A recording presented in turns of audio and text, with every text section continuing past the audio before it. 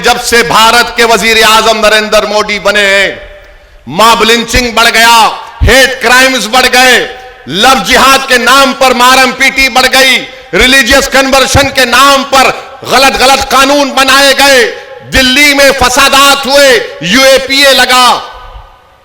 मगर इसके बावजूद भी लोग बोलते हैं कि सेकुलरिज्म का साथ दो, इन सो कॉल्ड पार्टीज का साथ दो। मैं बताता हूं फर्क क्या है। फर्क यह है कि जुनैद और नसीर की जली हुई लाशें उसके घर को आई। जुनैद के घर को मैं गया था जमील खां के साथ, और जुनैद के 6 बच्चे और जुनैद का बड़ा भाई जो नीम पागल है उसके 7 बच्चे, यानी 13 बच्चों की जिम्मेदारी जुनैद पर थी। जुनैद और नसीर के घर में जली हुई लाशें आई। हाफिज जुनैद को ट्रेन में 16 साल के बच्चे को मार दिया गया, उसकी लाश अपने बाप के घर को गई। रगबर को मार दिया गया, उसकी लाश उसकी बीवी के पास गई जो बेवा हो गई। पीलू खान को मारा गया।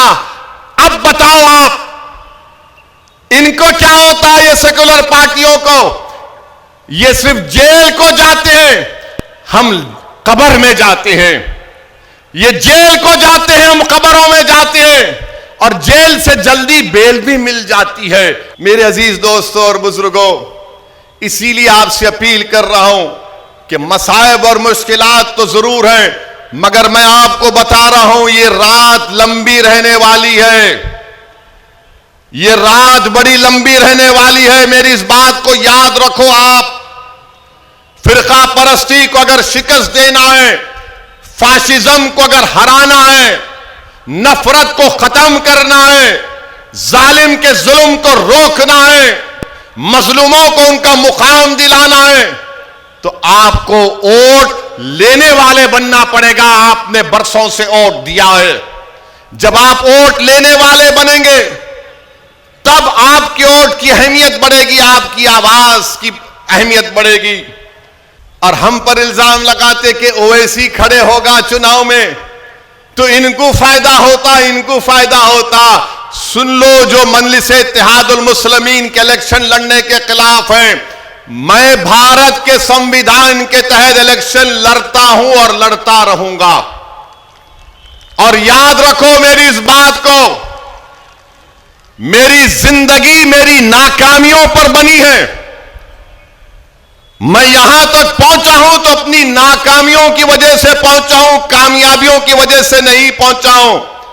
क्योंकि मेरा मानना यह है कि इंसान की, बल्कि मुझ जैसे गुनाहगार मुसलमान की कामयाबी उस दिन होगी जब हशर का मैदान होगा, जब तुम्हारे और मेरे अमाल का फैसला रब्बे करीम करेगा।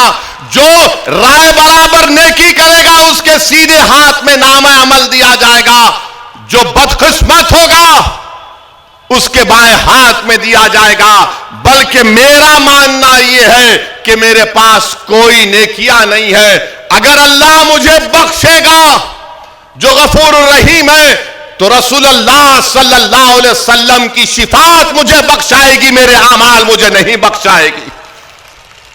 और जो लोग इल्जाम लगाते हैं मुझ पर, मैं तुमको अल्लाह के हवाले करता हूं, लगाओ कितना इल्जाम लगाते, तुम जिंदगी भर लगाओ मुझ पर इल्जाम, मगर मेरे कदम डगमगाने वाले नहीं है। इलेक्शन लड़ूंगा, एक लड़ूंगा, हारूंगा, फिर लड़ूंगा। जिंदगी की जब तक अल्लाह जिंदगी में इन सांसों को बरकरार रखेगा, मजलिस का सिपाही जब तक अल्लाह रखेगा, मैं इलेक्शन लड़ूंगा, मेरे साथी इलेक्शन लड़ेंगे। हम लड़ेंगे जालिमों के खिलाफ, हम मजलूमों के हक के लिए लड़ते आए, लड़ते रहेंगे। हम नौजवानों के रोशन मुस्तकबिल के लिए लड़ते आए, लड़ते रहेंगे। हम अपनी मां और बहनों के चेहरों पर मुस्कुराना चाहते हैं, इलेक्शन लड़ेंगे। हम अपने घरों में अपनी बेटियों की हंसी की आवाज सुनना चाहते हैं, लड़ेंगे। हम नौजवानों के हौसलों को बुलंद रखना चाहते हैं, इलेक्शन लड़ेंगे। हम अपनी आवाज को असेंबली में पहुंचाना चाहते हैं, लड़ेंगे। हम पार्लियामेंट में अपनी आवाज को पहुंचाना चाहते हैं, लड़ेंगे। हम भारत में अपना जायज मुकाम हासिल करना चाहते, इलेक्शन लड़ेंगे। मस्जिदों की हिफाजत करेंगे, इलेक्शन लड़ेंगे। शरीयत को बचाएंगे, इलेक्शन लड़ेंगे। अरे हम अपना हक में लेके लड़ेंगे। लड़ने से हक मिलता है, कोई कमजोर रहेगा तो हक नहीं मिलता उसको।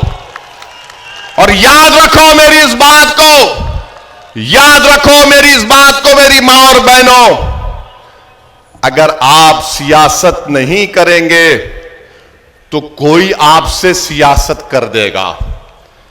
इनको नफरत क्यों है मजलिस से? कि मजलिस इनका खेल समझ चुकी है। ये सियासत करना चाह रहे थे हमसे, हमने कहा आओ हम भी तुमसे सियासत करेंगे, क्योंकि मजलिस इनके आगे नहीं झुकती। मजलिस इनके दिल फरेब बातों पर कायल नहीं होती। मजलिस इनकी दौलत को ठुकराती है। मजलिस इनकी ताकत को नहीं मानती। मजलिस इनके डराने से डरने वाली नहीं है। मैं आपसे कह रहा हूं, मेरी बात को जहन नशीन कर लो। आप वोट देते या नहीं देते हो, आपका हक है, मगर आप इस बात को याद रखो, अगर आप अपनी सियासी क़ियादत को मजबूत नहीं करेंगे, अगर आप अपने वोटों से मजलिस के नुमाइंदों को कामयाब नहीं करेंगे, ये लोग सिर्फ आपका इस्तेमाल करते रहेंगे, आपका इस्तेमाल करते रहेंगे। मेरे इज्जतदार मां और बहनों, जिंदगी का अगर सबूत देना है तो हरकत करना पड़ेगा। जब तक आप हरकत नहीं करेंगे, हरकत करेंगे तो पहली निशानी है जिंदगी की। अगर आप खड़े होकर अपने हक के लिए लड़ेंगे तो पहली निशानी है जिंदगी की। अगर आप खामोश रहेंगे तो फिर आप जिंदा लाश बने रहेंगे। ये लोग जब चुनाव आता डराते हैं बीजेपी जीत जाएगी। 2019 में कहा कि शिवसेना को हराओ। मैं आपसे एक सवाल करूंगा, सिर्फ आप हाथ उठाकर जवाब दीजिए। क्या आपने 2019 में शिवसेना उद्धव ठाकरे को वोट दिया या मोदी को वोट दिया? दिया आपने? कितनों ने नहीं दिया? हाथ उठाओ। शर्माओ नहीं, कुछ नहीं होता, नहीं आते मोदी, यहां पे ओवैसी खड़ा है। आओ, अब आप खुद सोचो, यहां पर बीजेपी का एमपी कैसे जीत गया? मैं आपको आके बोला था कान में, या मैं किसी के कान में जाकर ऐतल कुर्सी पढ़ के फूका? आजकल बहुत हो गए फूकने वाले। कैसे जीता बीजेपी? आप जिम्मेदार हैं। कौन जिम्मेदार है? आप जिम्मेदार हैं बीजेपी की कामयाबी के लिए? आप तो नहीं है ना। कौन जिम्मेदार है? जो वोट देते हैं। मगर इनको क्या लगता है ओवैसी क्यों आया?